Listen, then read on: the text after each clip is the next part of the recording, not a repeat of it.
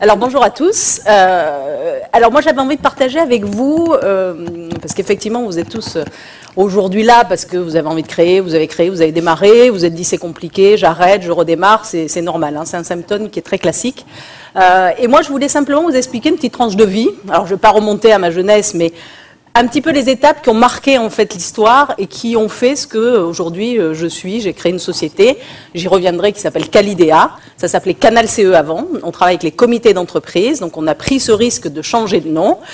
Donc qualité, idée, cadeau, et on fait tout ce qui est cinéma, parc, spectacle, chèque cadeau, bon d'achat pour les comités d'entreprise. Un marché qui existe déjà depuis 1945, donc je n'ai rien inventé de nouveau, si ce n'est qu'on a mis de l'innovation, des méthodes Internet bien évidemment, et que tout ça fonctionne bien parce qu'il y a une exécution, et j'y reviendrai, sur le terrain qui est bonne. Et une idée c'est bien, mais l'exécution c'est mieux. Voilà, des idées on peut tous en avoir, mais si derrière on ne transforme pas en vraie exécution de terrain, ça ne fonctionne pas. Alors, je suis marseillaise, j'ai toujours adoré Paris, oui, ça existe. Ça arrive. Et donc, à part le soleil, tout est plus sympathique ici. Et j'avais toujours envie de venir. Et donc, bon, voilà, j'ai fait mes études à Aix, etc. Et quand je suis arrivée, j'ai fini ma maîtrise. Et puis, tranquillement, j'avais maîtrise d'économie et de tourisme-gestion. Je m'étais dit, tiens, voilà, ça y est, je vais démarrer dans la vie active. Et là, je suis tombée sur Jean-Claude, qui est devenu mon mari. Qui n'est plus maintenant, mais on s'entend très bien. C'est chose qui arrive, accident de parcours, mais en tout cas bien géré. Et il a déclenché chez moi quelque chose, parce que c'est important les rencontres. Vous verrez, vous ferez des rencontres qui à un moment vont vous inspirer, vont vous dire, tiens, voilà, j'aimerais être comme ça, j'aimerais faire ça, je devrais faire ça, j'ai envie de faire ça. Et il me dit, tu plaisantes, tu vas pas t'arrêter là, tu continues. Et donc il m'a poussé à faire un troisième cycle, donc un DESS, notamment l'IAE. Et il a déclenché chez moi, en fait, ce fameux truc qui s'appelle l'ambition. Et je dis ça parce que chacun peut démarrer un projet comme il veut, et chaque ambition est respectable. Vous faites une boîte, vous créez votre job, super. Vous faites une boîte, vous créez 2 jobs, génial. Vous en créez 10, 20, 30, 50, moi j'en ai créé 200, mais il y a 1000 personnes qui sont rentrées chez moi, donc qui ont eu la chance de pouvoir démarrer un parcours actif. Et aujourd'hui, je fais vivre 200 familles, puisqu'on est 200 salariés. Donc chacun son ambition et tout est respectable. Mais voilà, ça a déclenché chez moi l'ambition de dire, ben, on peut toujours faire mieux, il faut aller jusqu'au bout de nos intentions, de nos rêves, etc.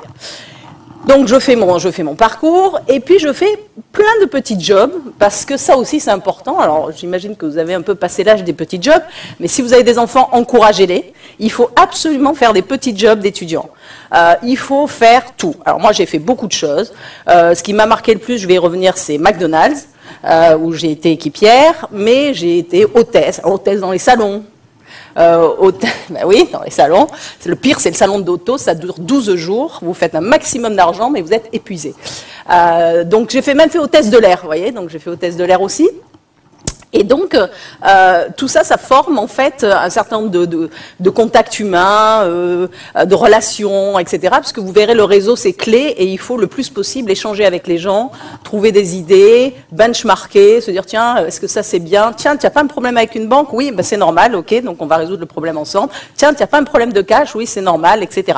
Donc il faut vraiment tout le temps se dire, voilà, communiquer. Il n'y a pas de fausses questions, il n'y a pas de mauvaises questions, il n'y a pas de mauvais sujets, il faut vraiment toujours échanger.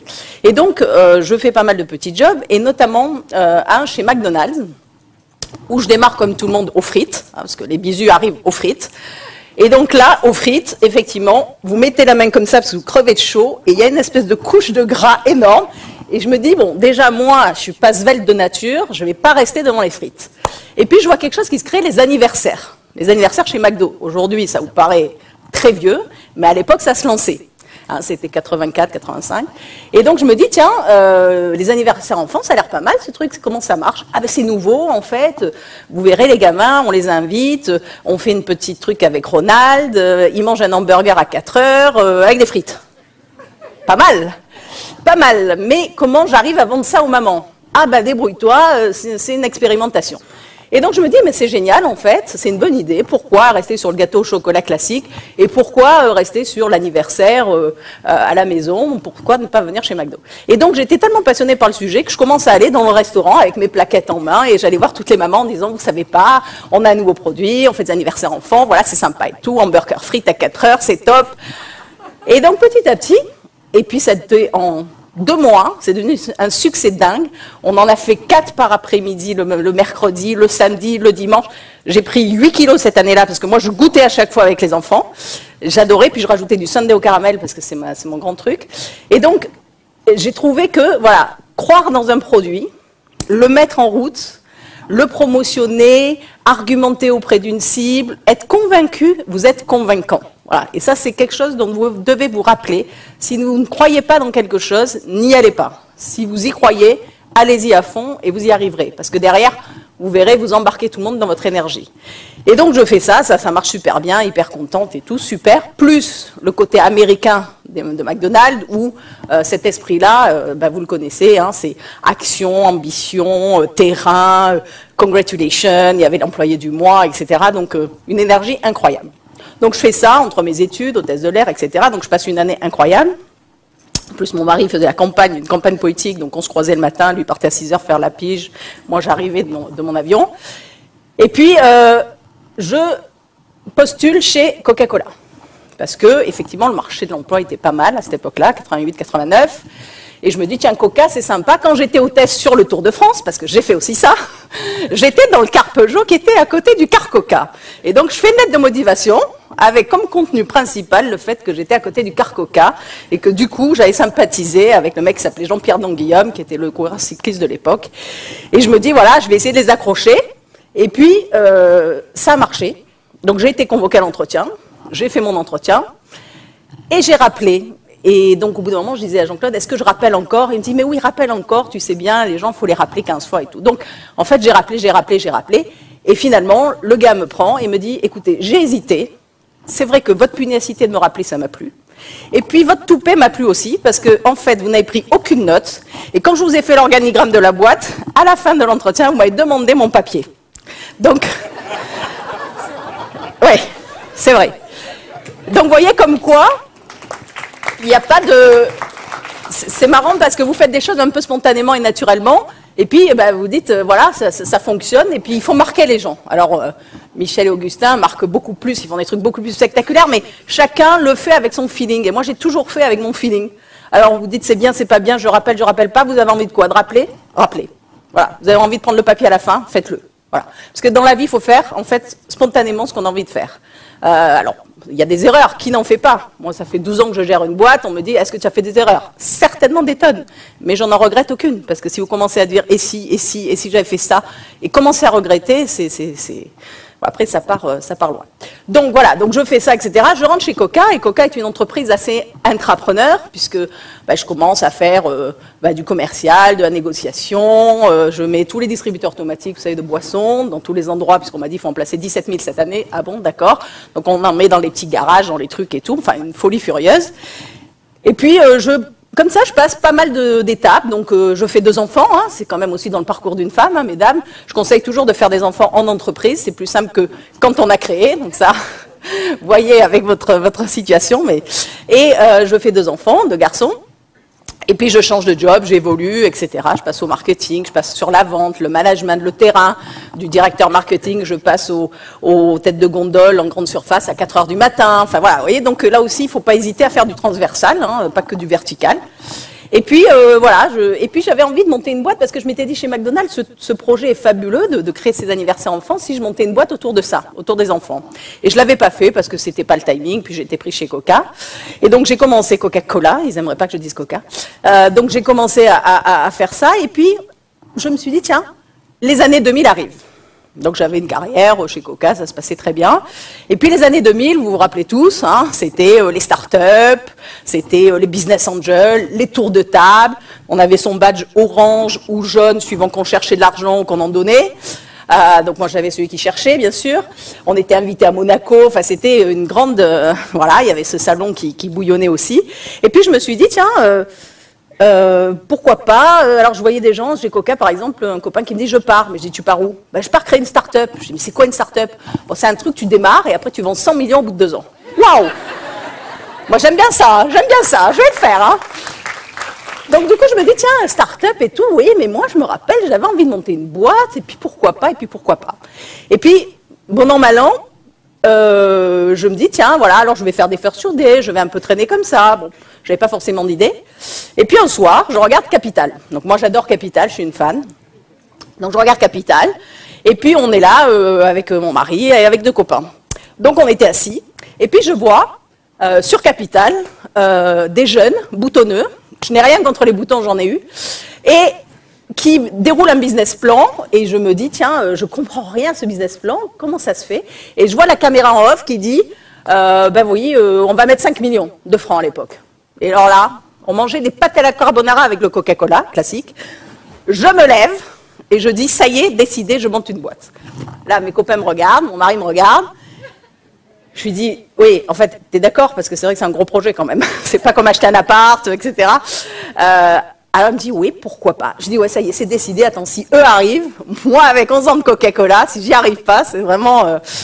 Et donc, je décide à ce moment-là de créer une boîte.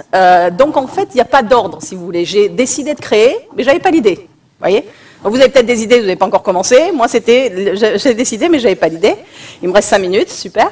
Et donc, qu'est-ce que je fais? Je dis, ben, je vais chercher l'idée. Maintenant que j'ai la décision, je vais chercher l'idée. Et puis, qu'est-ce que je trouve? Je me dis, tiens, je ne vais quand même pas inventer quelque chose de nouveau. Je vais regarder les marchés sur lesquels je travaille chez Coca-Cola.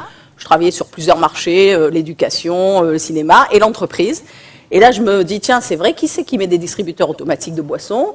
J'ai monté des plans d'action, etc. J'ai vu que c'était les CE, comment marche un CE, etc. Je m'intéresse au marché. Je vois que ça pèse 15 milliards d'euros, qu'il y a 35 000 CE. Et là, je me dis, Internet va faire un truc génial dans ce marché. Il va mieux connecter l'offre, donc cinéma, parc, spectacle, tous ces acteurs, et la demande des comités d'entreprise et derrière des salariés. Et les salariés, au lieu de faire toc-toc entre midi et 2, pour aller chercher leur ticket cinéma, vous n'êtes pas là, vous oubliez, vous êtes sur le terrain, vont pouvoir le faire sur Internet. Et donc, je me dis, voilà, c'est un marché classique qui pèse quand même beaucoup d'argent, et je vais mettre de la modernité, je vais mettre de l'Internet dans ce marché-là, et il n'y a pas de raison que ça ne fonctionne pas. Donc, je me lance là-dedans, et je crée ce modèle. Et alors là, on attaque un roadshow de folie, je fais 70 rendez-vous, parce que forcément, et là c'est important de le dire, au début vous dites, mais tiens, elle a levé de l'argent, comment elle a fait? Vous posez cette question, parce que j'ai levé quand même 2 millions d'euros en 2000 et j'en ai relevé 10 en 2007. Et donc au début, je connaissais personne, mais j'ai fait une liste, parce que je me suis dit, il y a certainement autour de moi des gens qui ont de l'argent, en passant par parents d'amis, anciennes Coca-Cola que j'avais vues, etc. Et là, ben voilà, un peu de toupet, je commence à appeler les uns, les autres, et je fais un rendez-vous. Et là, il y a une chose qu'il faut retenir, c'est que, quel que soit l'enjeu du rendez-vous, il faut être bon. Il faut donner le meilleur de soi-même. Parce qu'après, qu'est-ce qui se passe? Forcément, les gens ne font pas tous, parce que moi, chaque fois, je sortais en me disant « Waouh, j'étais génial, j'ai mis mes tripes sur la table, mon énergie, mon ambition, j'ai répondu à toutes les questions, il n'y a pas de raison qu'ils ne me prennent pas ou qu'ils n'investissent pas. » Eh ben oui, vous avez votre petite lettre négative. Ça ne correspond pas, c'est trop mature, c'est pas assez machin, c'est pas dans la stratégie.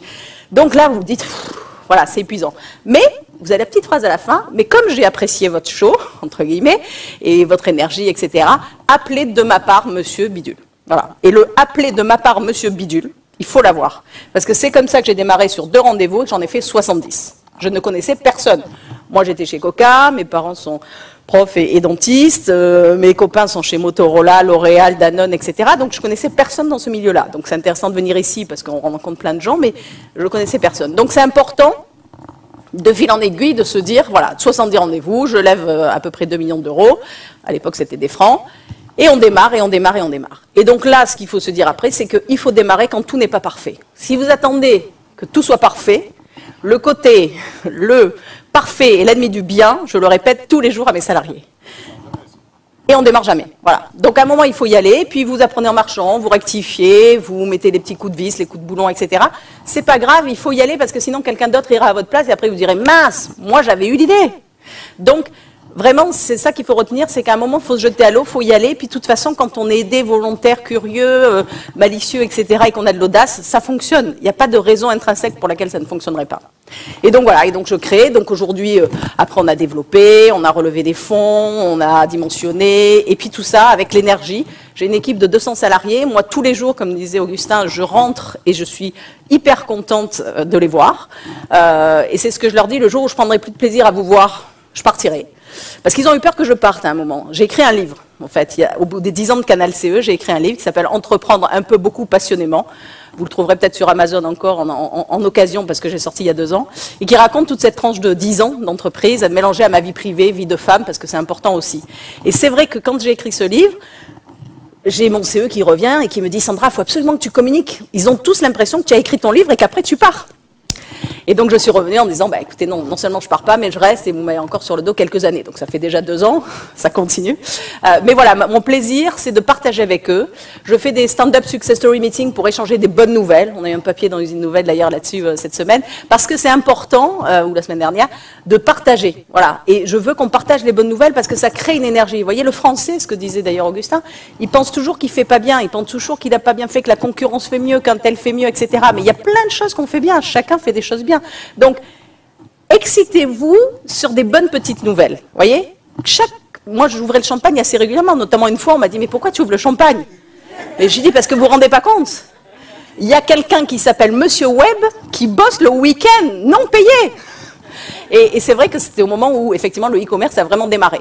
Et donc, je dis, c'est génial parce que, 1, ça marche quand même quand la boutique est fermée. 2, ça marche tout seul et ça fonctionne. Et quand on arrive lundi matin, il y a plein de commandes à envoyer. Et c'est génial, ça y est, ça démarre, le e-commerce démarre. Parce que moi, quand j'ai créé, le e-commerce a démarré 3-4 ans après. Voilà. Donc, ce qui est important, c'est de retenir, s'il y avait quelques petites choses à retenir, c'est premièrement de dire, il faut de l'ambition. Mais chacun a la sienne, mais il faut mettre les moyens qui vont avec l'ambition. Si vous voulez créer le géant leader du truc, si vous avez juste 100 000 € d'amorçage, ça ne va pas le faire, d'accord? Parce que le financement, c'est le nerf de la guerre. Hein. Moi, j'ai un investisseur qui m'a dit, je te dis qu'un truc, c'est « the name of the game is cash ». Yes. Et bien, 12 ans après, j'y pense encore, vous voyez? La trésorerie, tout ça, comme disait Hatch, c'est un truc où on doit toujours être là-dessus. Et puis, deuxième chose que m'a dit un investisseur, c'était un compliment, je n'ai pas tout de suite compris, il m'a dit « toi, tu es un bon chef d'entreprise parce que à la fois tu écoutes et tu n'écoutes pas ». Il faut penser à cette phrase, et c'est une vraie phrase, il faut savoir écouter, on va vous donner des conseils, on va vous expliquer ce qui est bien à faire, vous allez poser des questions, et à la fois il faut savoir garder sa ligne, parce que si vous écoutez tout le monde, vous n'avez plus de ligne, et puis vous passez, et puis c'est plus votre business model, et puis c'est plus votre boîte, d'accord? Donc savoir écouter, mais savoir dire, je veux faire ça, et j'y vais. Donc, pour résumer, de l'audace, de l'ambition, donc à votre portée, de l'audace parce qu'il en faut, du toupet. Hein, je raconte une anecdote souvent en disant, bah, j'avais appelé Gilles Pélisson parce que je l'avais vu chez Coca, on avait travaillé sur Novotel quand il était chez Novotel, et je me dis, tiens, j'ai vu qu'il investissait, je vais appeler. Bon, 1 fois, 2 fois, il ne me rappelle pas, je me dis, c'est normal, il est chez nous, Disney, etc. Et d'un coup, le téléphone sonne, j'étais en train de visiter mes locaux dans les Gravats, gring, bonjour, c'est Gilles Pélisson. Oula, merci de me rappeler. Et là, je vois qu'effectivement, je lui dis, je ne sais pas si vous vous rappelez de moi. Il me dit, très très bien, vous m'aviez mis des frigos rouges dans tous mes Novotel. Et je lui dis, mais rappelez-vous, monsieur Pélisson, je vous les avais peints en noir, aux couleurs de Novotel. Oui, c'était la seule concession que vous m'aviez faite. Bon voilà, tout ça pour vous dire qu'il faut du toupet aussi, de l'audace, de l'ambition, beaucoup d'énergie. Hein. C'est vrai que si vous êtes énergique, de bonne humeur, avec un vrai tempérament, autour de vous, dans tous les étages, et c'est ce que je fais quand je check tous les matins, tous les étages, ça va se passer comme ça, les gens vont être en forme. Si vous faites la gueule, si vous n'êtes pas en forme, les gens... Et alors si vous avez dans des cocktails et que vous n'êtes pas en forme, c'est pas peine d'y aller, parce que c'est pas Sandra Legrand qui ira mal, c'est la boîte qui ira mal. D'accord? Vous êtes l'image de la boîte longtemps. Donc voilà, donc toujours être en forme, l'optimisme, la volonté. Vous savez, l'optimisme est d'humeur, et la volonté, le pessimisme est d'humeur, et la volonté, j'y arrive, voilà. Et l'optimisme et la volonté. Et puis on a toujours plus de chances d'obtenir ce qu'on demande que ce qu'on mérite. Donc n'hésitez pas à demander, à oser demander, mais encore faut-il mériter ce qu'on demande. Voilà. Merci.